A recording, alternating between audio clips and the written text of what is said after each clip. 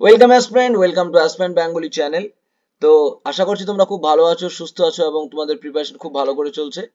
তো আজকে আমাদের ক্লাস নাম্বার 25, যেখানে আমরা জিকে ক্লাসটাকে কিন্তু খুব ভালো করে করছি। এবং এই জিকে ক্লাসটা কিন্তু সামনে যে আমাদের পিএসসির ফুড এসআই পরীক্ষা রয়েছে, তারপরে মিসলেনিয়াস রয়েছে এবং তারপরে আমাদের রয়েছে ক্লার্কশিপ, এই তিনটি পরীক্ষার জন্য কিন্তু ভীষণই ভীষণই ইম্পর্টেন্ট, তাই না? তো অলরেডি আমরা কিন্তু 24টা ক্লাস করে নিয়েছি। আজকে আমাদের হচ্ছে 25 নম্বর ক্লাস। ঠিক আছে, যারা যারা তোমরা ক্লাসগুলো করনি অবশ্যই ডেসক্রিপশনে যাও, সেখানে কিন্তু তোমাদের সুন্দর করে প্লেলিস্ট তৈরি করে দেওয়া আছে। একটা হচ্ছে জিকের জন্য এবং আরেকটা আছে ম্যাথের জন্য। ঠিক আছে, আমরা প্যারালালি ম্যাথ ক্লাসটাও করছি, তোমরা পারলে ম্যাথ ক্লাসটাও খুব সুন্দর করে নাও। সেখানে আমরা খুব সাজেস্টিভ ওয়েতে প্রত্যেকটা চ্যাপ্টারের প্রত্যেকটা নিয়ম ধরে ধরে অঙ্কগুলো কিন্তু করছি। ঠিক আছে, চলো আজকে আমরা চলে যাব 25 নম্বর ক্লাসের ফার্স্ট জিকে প্রশ্নতে। ঠিক আছে, খুব মন দিয়ে তোমরা ক্লাসটা করো। এখানে আমরা এডিশনাল ইনফরমেশন হিসাবে অনেক কিছু পড়বো এবং খুব ভালো করে ক্লাসটা করব। ঠিক আছে, চলো শুরু করি।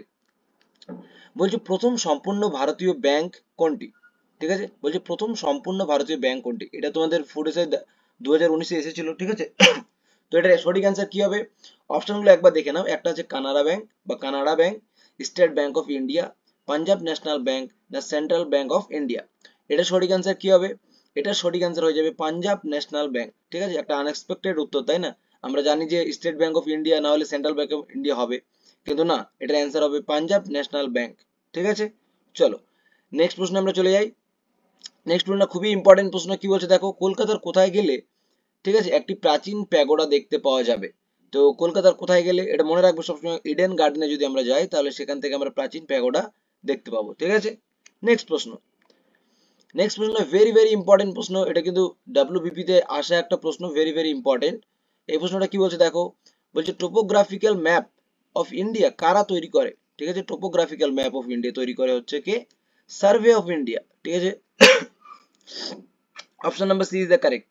ঠিক আছে, সার্ভে অফ ইন্ডিয়া। চলো নেক্সট প্রশ্ন আমরা চলে যাই। আদম ব্রিজ সংযুক্ত হয় কোন কোন দেশের মধ্যে? দেখো অপশন কি কি আছে, ভারত শ্রীলঙ্কা, ভারত পাকিস্তান, আরাবল্লী সাতপুরা না হায়দ্রাবাদ আর সেকেন্দ্রাবাদ। তো তোমরা জানো এখানে আমাদের ভারত এবং এখানে এরকম জায়গায় শ্রীলঙ্কা আছে, তাই না? এই মাঝখানে যে ব্রিজটা তাদের মধ্যে কানেক্ট করেছে, এই ব্রিজটাকে বলা হয় আদম ব্রিজ। ঠিক আছে, তাহলে ভারত এবং শ্রীলঙ্কার মধ্যে এই ব্রিজটা আছে। ঠিক আছে, নেক্সট প্রশ্ন। দেখো 5 নম্বর প্রশ্ন কি বলছে দেখো, কপিল ধারা জলপ্রপাতের অবস্থান কোথায়? বা কপিলা ধারা কোথাও কোথাও থাকে, এই জলপ্রপাতটা কোথায় আছে, কোন নদীর উপর আছে অ্যাকচুয়ালি? ঠিক আছে, এটা সঠিক অ্যান্সার কি হবে? অপশন রয়েছে সোন নদীর তীরে, চম্বল নদীর তীরে, নর্মদা না কৃষ্ণা। ঠিক আছে, মনে রাখতে হবে কপিলা ধারা বা কপিল ধারা জলপ্রপাত আছে আমাদের নর্মদা নদীর তীরে অবস্থিত, বা নর্মদা নদীর উপর অবস্থিত, তীরে বলছি। ঠিক আছে, এবং এই কপিল ধারা জলপ্রপাতটা কিন্তু যখন নর্মদা নদীটা অমরকণ্টক থেকে শুরু করেছে, নর্মদা নদী কোত্থেকে শুরু হয়েছে, কোন পর্বত থেকে? অমরকণ্টক পর্বত থেকে। ঠিক আছে, এটা মনে রাখবে, অমরকণ্টক। ঠিক আছে, অমরকণ্টক থেকে শুরু হয়েছে এবং শুরু হওয়ার প্রথম যে জলপ্রপাতটা, একদম ফার্স্ট অরিজিন থেকে প্রথম জলপ্রপাতটা হচ্ছে কপিলধারা। ঠিক আছে, নেক্সট প্রশ্ন। দেখো বলছে মঙ্গল গ্রহের উদ্দেশ্যে রওনা দেওয়া ইসরোর তৈরি মঙ্গলযানটি হলো কোনটি? ঠিক আছে, এটা একটা প্রিভিয়াস ইয়ারের প্রশ্ন, তো সেই সময় এটা কারেন্ট অ্যাফেয়ার্স হিসাবে ছিল। তো এটার সঠিক অ্যান্সার কি হবে? এটা সঠিক অ্যান্সার হবে অপশন নাম্বার বি। ঠিক আছে, মম মার্স আরবিটার মিশন। ঠিক আছে, option number B is the correct. চলো 7 নম্বর প্রশ্নে আমরা চলে যাই। পৃথিবীর সর্ববৃহৎ ম্যানগ্রোভ জঙ্গল কোনটি? আশা করছি তোমরা এটা সকলেই পারবে। এটা সঠিক অ্যান্সার কি হবে? ভিতরকণিকা আছে, পিতারা আছে, সুন্দরবন না পিছাড়ডম। ঠিক আছে, এটার অ্যান্সার কি হবে? এটার অ্যান্সার হয়ে যাবে তোমাদের সুন্দরবন, তোমরা সকলেই জানো। এবং এখানে আরো একটা ইম্পর্টেন্ট প্রশ্ন হচ্ছে, ভিতরকণিকা আছে না, এই ভিতরকণিকা কোন স্টেটে আছে? এটা খুব ইম্পর্টেন্ট, এটা হচ্ছে উড়িষ্যা। ঠিক আছে, Orissa, very very important. Next প্রশ্ন, বলছে বৃষ্টির ছায়া অঞ্চল দেখা যায় কোথায়? বলছে বৃষ্টির ছায়া, ঠিক আছে, অঞ্চল দেখা যায় কোথায়? পাহাড়ের শীর্ষদেশে, পাহাড়ের পাদদেশে, প্রতিবাদ, এটা ঢাল হবে অ্যাকচুয়ালি, ঢাল বরাবর না অনুবাদ ঢাল বরাবর। ঠিক আছে, তো পাহাড়ের দুটো পার্ট হয়, পাহাড় তো এরকম না, আচ্ছা এইভাবে দেখ, পাহাড়ের দুটো পার্ট হয়। ঠিক আছে, একটা হচ্ছে এই পার্টটা এবং আরেকটা হচ্ছে এই পার্টটা। ঠিক আছে, তো এই পার্টটাকে নাম কি দেয়? এই পার্টটাকে বলা হয় প্রতিপাদ। ঠিক আছে, প্রতিপাদ। এবং এই পার্টটাকে বলা হয় অনুবাদ, অনুবাদ ঢাল। ঠিক আছে, প্রতিবার ঢাল এবং অনুবার ঢাল। বলছি বৃষ্টির ছায়া, দেখো যখন এভাবে মেঘগুলো থাকে তখন পাহাড়ের এই জায়গাগুলোতে মানে ধাক্কা খায় এবং এখানে এই জায়গাটাতে বৃষ্টি হয়। ঠিক আছে, এই জন্য এটাকে বলা হয় প্রতিপাদ। আর যেদিকে বৃষ্টি হয় না সেই জায়গাটাকে বলা হয় বৃষ্টির ছায়া। ঠিক আছে, এদিকে তো হবে না, এটাকে বলে অনুপাত ঢাল বরাবর। তো বৃষ্টির ছায়া অঞ্চল সবসময় দেখা যায় কিন্তু অনুপাত ঢাল বরাবর, এই সাইডে বৃষ্টি অনেক কম হয়। ঠিক আছে, তাহলে অনুপাত ঢাল বরাবর হবে আমাদের correct answer, option number D. ঠিক আছে, চলো নেক্সট প্রশ্ন আমরা চলে যাই। এই প্রশ্নগুলো কিন্তু সব অনলাইনের প্রশ্ন, ঠিক আছে, এখানে বেশি কিছু মানে জানার কিছু নেই, বাট তোমাদের একটু মনে রাখতে হবে, যেভাবে হোক মনে রাখতে হবে। দেখো, বাংলা ভাষায় প্রথম সংবাদপত্রের নাম কি? ঠিক আছে, বাংলা ভাষায় প্রথম সংবাদপত্রের নাম হচ্ছে কি আমাদের? সমাচার দর্পণ আছে, সংবাদ কৌমুদী আছে, সংবাদ প্রভাকর না তত্ত্বাবধানী পত্রিকা। তো বাংলা ভাষায় প্রথম সংবাদপত্রের নাম হচ্ছে সমাচার দর্পণ, option number A is the correct. ঠিক আছে, এই প্রশ্নগুলো তুমি কি বুঝবে বলো? এই প্রশ্নগুলোকে তোমাদের মনে রাখতে হবে, ঠিক আছে, বারবার পড়তে হবে। নেক্সট প্রশ্ন চলে যাবো আমরা। কোন সমাজ সংস্কারক পেরিয়ার নামে জনপ্রিয় ছিলেন? পেরিয়ার নামে জনপ্রিয় কে কে ছিলেন? এখানে অপশন কি কি আছে? ইডি রামস্বামী, জ্যোতিবা ফুলে আছে, ঠিক আছে, সি ডি রমন পিল্লাই আছে এবং বি আর আম্বেদকর আছে। ঠিক আছে, তো এটা সঠিক অ্যান্সার কি হবে? ইডি রামস্বামী। এনাকে কি বলা হতো? এনাকে বলা হতো কিন্তু পেরিয়ার। ঠিক আছে, ইনি কিন্তু পেরিয়ার নামে পরিচিত ছিলেন। Very very important. ঠিক আছে, আমাদের অ্যাসপিরেন্ট বেঙ্গলি চ্যানেলে যে কটাই প্রশ্ন আমরা আলোচনা করছি, প্রতিদিন 25টা করে প্রশ্ন আলোচনা করছি, এই প্রত্যেকটা প্রশ্ন বিভিন্ন বছরে বিভিন্ন পরীক্ষায় কিন্তু বারবার এসেছে। ঠিক আছে, সো তোমাদের সামনে যে পরীক্ষা রয়েছে, যেমন ফুড এসআই পরীক্ষা, ঠিক আছে, তারপরে ক্লার্ক মিসলেনিয়াস, তারপরে ক্লার্কশিপ, ঠিক আছে, এই তিনটে পরীক্ষার জন্য কিন্তু এগুলো ভেরি ভেরি ইম্পর্টেন্ট। ঠিক আছে, আমি বলছি না যে ডিরেক্টলি তোমরা কমন পেয়ে যাবে, আমরা সেই জন্য এডিশনাল ইনফরমেশনের উপর বেশি গুরুত্ব দেওয়ার চেষ্টা করি। ঠিক আছে, যেটাতে এডিশনাল ইনফরমেশন দরকার সেটাতে অবশ্যই দেই, যেটাতে দরকার নেই সেটা তো দরকারই নেই, বুঝতেই পারছো। ঠিক আছে, তো ভালো করে এই প্রশ্নগুলো পড়ো, বারবার পড়ো, এবং শুধুমাত্র পড়লে হবে না, রিভিশনটা ইম্পর্টেন্ট। ঠিক আছে, পরীক্ষার আগে মিনিমাম 2-3 বার তোমরা রিভিশন দিয়ে যাবে, কারণ মনে যদি থাকে তবেই তোমরা অ্যান্সারটা করতে পারবে, না মনে থাকলে তো পরীক্ষার থেকে প্রশ্নটাই ছুটে যাবে হাত থেকে। চলো, 11 নম্বর প্রশ্ন কি বলছে দেখো, কোন আন্দোলনকে নামধারী আন্দোলন বলা হয়? ঠিক আছে, নামধারী আন্দোলন কোন আন্দোলনকে বলা হয়? কি কি অপশন আছে? সন্ন্যাসী, কুকা, সাঁওতাল না সাতওয়ান্দি। ঠিক আছে, তো এটা সঠিক অ্যান্সার কি হবে? এটা সঠিক অ্যান্সার হয়ে যাবে যে কুকা। কুকা এই আন্দোলনটা হয়েছিল কি? এই আন্দোলনটা হয়েছিল, এটাকে বলা হয় নামধারী আন্দোলন। এবং এই আন্দোলনটার একটা বিশেষ গুরুত্ব আছে। এই আন্দোলনটা কোথায় হয়েছিল? এই আন্দোলনটা হয়েছিল পাঞ্জাবে। ঠিক আছে, পাঞ্জাব, পাঞ্জাব, ঠিক আছে, পাঞ্জাব, পাঞ্জাবে হয়েছিল কুকা আন্দোলন। ঠিক আছে, নেক্সট প্রশ্ন। আরেকটা এখানে একটা কথা বলে দিই তোমাদের, সাঁওতাল যে দেখতে পাচ্ছ এখানে, সাঁওতাল বিদ্রোহ একটা হয়েছিল, এটা কে কে ছিল? সিধু এবং কানু ছিল। ঠিক আছে, সিধু কানুর নেতৃত্বে হয়েছিল, সিধু ও কানু। কত সালে শুরু হয়েছিল বলো তো? 1855 সালে শুরু হয়েছিল। ঠিক আছে, এগুলো মনে রাখবে। প্রিভিয়াস ইয়ারের প্রশ্ন দেখে দেখে পড়া মানে শুধুমাত্র ওই প্রশ্নটা পড়ে নেওয়া নয়। ঠিক আছে, যখনই তোমরা প্রিভিয়াস ইয়ারের প্রশ্ন বা যে কোনো প্রশ্ন সলভ করছো, তখন মাত্র শুধুমাত্র এই প্রশ্নটা আছে, এই প্রশ্নটাকে মুখস্থ করে নিলাম, এরকমটা নয়। প্রত্যেকটা অপশন ধরে ধরে তোমাদের চেষ্টা করতে হবে যতটা এখান থেকে ইনফরমেশন আমাদের মানে ছিনিয়ে নেওয়া যায়। ঠিক আছে, এই মেন্টালিটি যদি তোমাদের থাকে তাহলে দেখবে তোমরা একটা প্রশ্নের সাথে সাথে 3-4টা ইনফরমেশন তোমরা এডিশনাল ইনফরমেশন হিসেবে পেয়ে যাচ্ছ এবং নিজেরাই তৈরি করতে পারছো। ঠিক আছে, সো এই জিনিসগুলোকে মাথায় রাখতে হবে, তাহলে তোমাদের প্রিপারেশনটা অনেক গুণ বেড়ে যাবে। নেক্সট প্রশ্ন, ভেরি ভেরি ইম্পর্টেন্ট। নেক্সট প্রশ্ন কি বলছে দেখো, ব্যাক টু বেদাস এই স্লোগান কে প্রবর্তন করেন? ভেরি ভেরি ইম্পর্টেন্ট প্রশ্ন। এই স্লোগানটি কে প্রবর্তন করেন? এই স্লোগানটি বলেছিল যে স্বামী দয়ানন্দ সরস্বতী। কে বলেছিল? স্বামী দয়ানন্দ সরস্বতী। এবং ব্যাক টু বেদাস হয়ে গেল, এবং স্বামী দয়ানন্দ সরস্বতী একটা ইম্পর্টেন্ট সমাজ তৈরি করেছিল, কি নাম বলতো? আর্য সমাজ। ঠিক আছে, আর্য সমাজ তাহলে কে তৈরি করেছিল? আর্য সমাজ তৈরি করেছিল হচ্ছে স্বামী দয়ানন্দ সরস্বতী। এবং ব্রাহ্ম সমাজ যেটা ছিল, যেমন আর্য সমাজটা আমি পড়ে নিচ্ছি, তাহলে তার সাথে আমি ব্রাহ্ম সমাজটা একটু পড়ে নেবো। এটা এইভাবে পড়তে হয়। ঠিক আছে, ব্রাহ্ম সমাজকে তৈরি করেছিল, ব্রাহ্ম সমাজ তৈরি করেছিল রাজা রামমোহন রায়। রাজা রামমোহন রায়। ঠিক আছে, এটা তৈরি করেছিল কে? ব্রাহ্ম সমাজ তৈরি করেছিল রাজা রামমোহন রায়। এবং আর্য সমাজ তৈরি করেছিল স্বামী দয়ানন্দ সরস্বতী। এবং স্বামী দয়ানন্দ সরস্বতী কিন্তু এই স্লোগানটি দিয়েছিল, সেটা কি? Back to Vedas. মনে থাকবে। চলো নেক্সট প্রশ্নে আমরা চলে যাই। বলছে ষোড়শ মহাজন পদ কোন বইয়ে উল্লেখিত হয়েছে?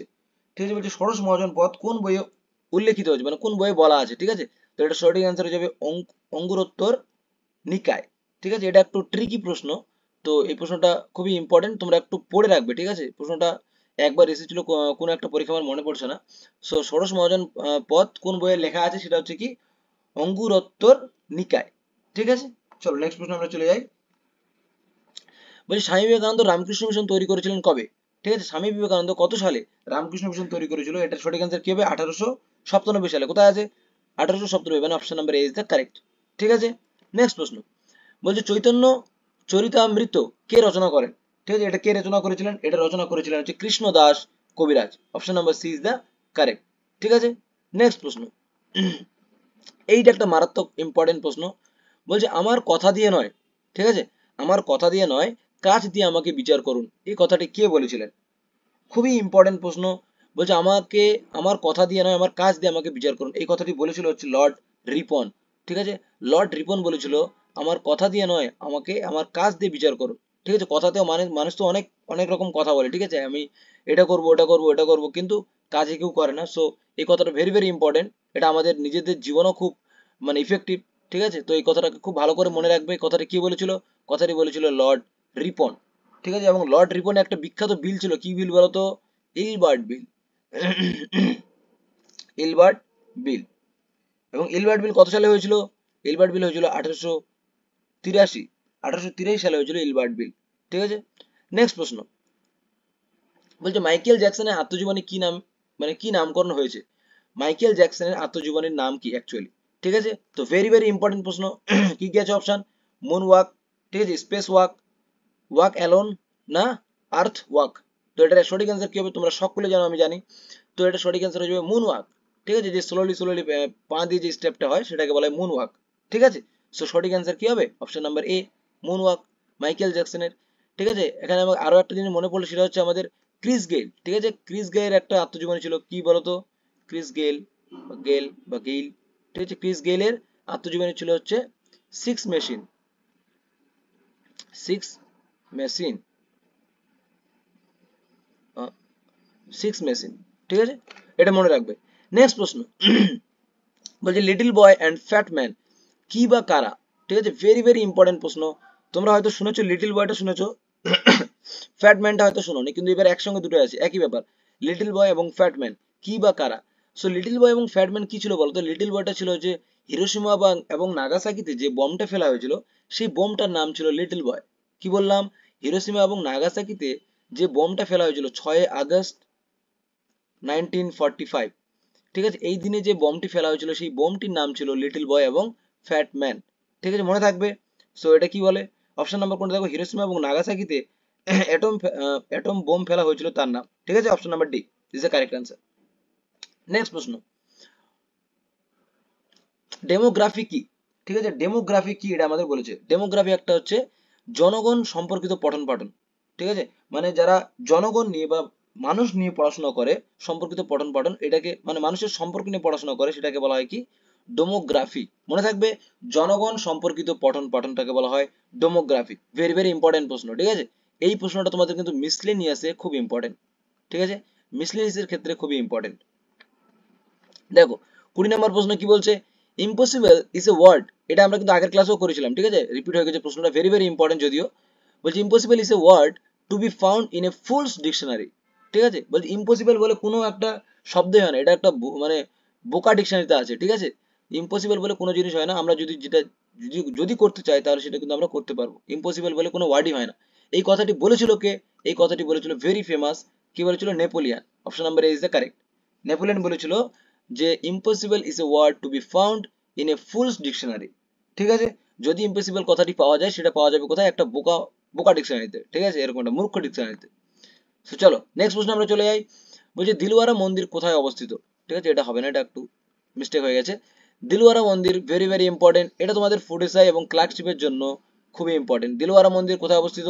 দিলওয়ারা মন্দির হচ্ছে আমাদের মাউন্ট আবুতে অবস্থিত। Option number C is the correct. ঠিক আছে, মাউন্ট অবস্থিত অবস্থিত কি? দিলওয়ারা মন্দির। নেক্সট প্রশ্ন। দেখো আল আহরাম, ঠিক আছে, ভেরি ভেরি ইম্পর্টেন্ট। আল আহরাম কোন দেশের সংবাদপত্র? এটা তোমাদের শুধুমাত্র মিসলিনিয়াসের জন্য ভেরি ভেরি ইম্পর্টেন্ট।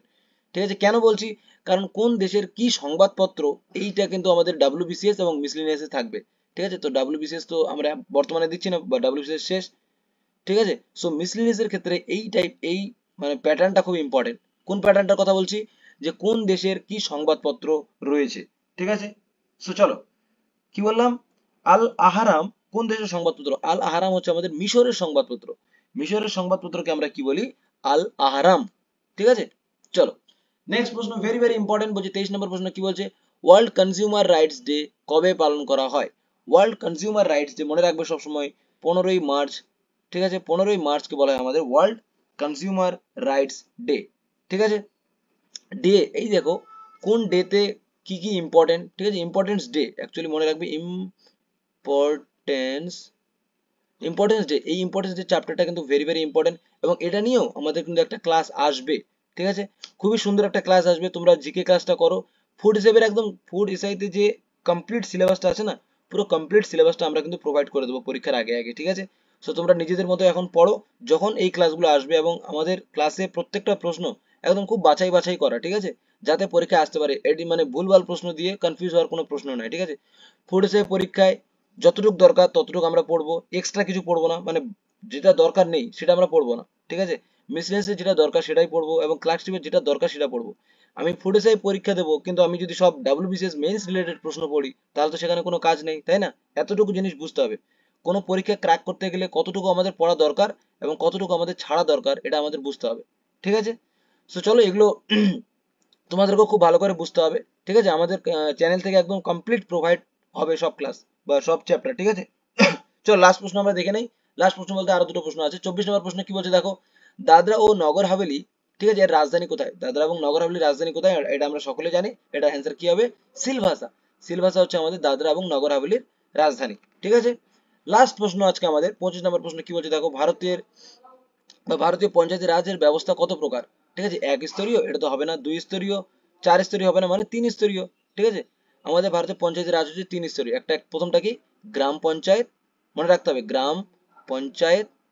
ঠিক আছে, গ্রাম পঞ্চায়েত। নেক্সটটা কি? পঞ্চায়েত সমিতি, পঞ্চায়েত পঞ্চায়েত সমিতি। আরেকটা কি? জেলা পরিষদ। ঠিক আছে, পরিষদ। ঠিক আছে, এই তিনটে, গ্রাম পঞ্চায়েত, পঞ্চায়েত সমিতি এবং জেলা পরিষদ। এবং এমন একটা প্রশ্ন এসেছিল যে এটা আমি ক্রমান্বয়ে সাজালাম। ঠিক আছে, প্রথমে হচ্ছে গ্রাম পঞ্চায়েত ছোট, তারপর হচ্ছে পঞ্চায়েত সমিতি বড়, তারপরে বড়, এবং জেলা পরিষদ তারপরে। তো একটা প্রশ্ন এমন এসেছিল যে গ্রাম পঞ্চায়েত এবং জেলা পরিষদের মাঝখানে, মানে এইভাবে বলেছিল যে ভারতের এই যে পঞ্চায়েতি রাজ ব্যবস্থাটা আছে, এর মাঝখানে মানে মিডিলে কে আছে? ঠিক আছে, মানে পঞ্চায়েত সমিতি হবে তার অ্যান্সার। ঠিক আছে, মানে মধ্য স্তরের মানে সমিতিটার নাম কি, সেটার অ্যান্সার কি? পঞ্চায়েত সমিতি। বুঝাতে পারলাম? তো এই ছিল আজকে আমাদের 25টা প্রশ্ন। কেমন লাগলো প্রশ্নগুলো তোমাদের অবশ্যই কমেন্ট সেকশনে জানাবে, এবং বারবার পড়ো। ঠিক আছে, একই প্রশ্নকে বারবার দেখতে হবে, বারবার পড়তে হবে, তাহলে কিন্তু তোমাদের পরীক্ষা হলে অ্যাটলিস্ট মনে থাকবে। ঠিক আছে, সো চলো আজকের জন্য এতটুকুই, দেখা হচ্ছে আমাদের নেক্সট ভিডিওতে। ভালো থাকো, সুস্থ থাকো এবং খুব ভালো করে পড়ো। ধন্যবাদ তোমাদের সকলকে।